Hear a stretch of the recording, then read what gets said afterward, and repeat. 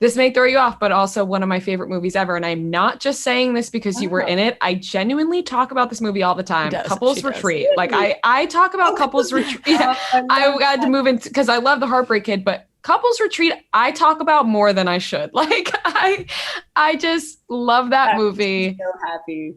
And the way that you describe this movie, Friendsgiving, kind of reminds me the way that all of you talked about filming Couples Retreat when it first came out, because is it true that a lot of it was like improvised and you guys just worked off of each other?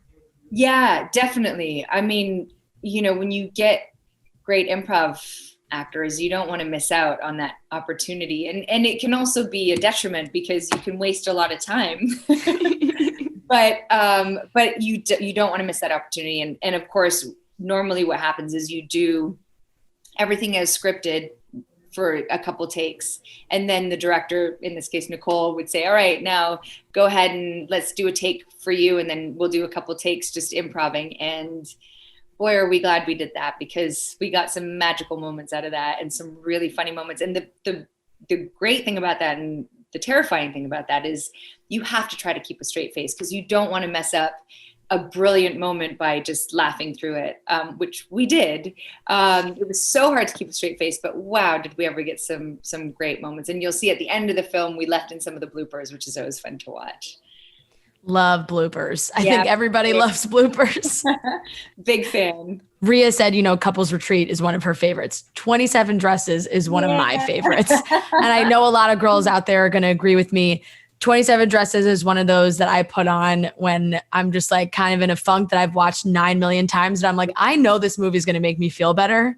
Yeah. And I just love those characters so much. I know. I love those characters so much.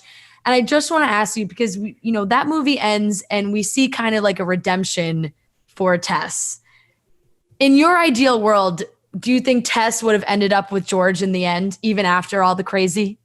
Yes, I do. Yeah. I do, because I think that, like you said, redemption, I think that it would only be right. I think it would be nice if George gave her another chance, and because she came clean and then she kind of got humbled by it. And we see her at the wedding that day where she comes up to him and she's been humbled. And I feel like they could start a conversation from there and go, all right, this is who I really am. Let me reintroduce myself. And maybe they'd be willing to give it a try, because there was definitely a connection there. It just was based on some fake facts. Yeah.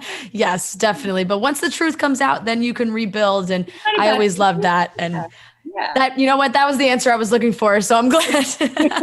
I'm glad it's really one of my favorites.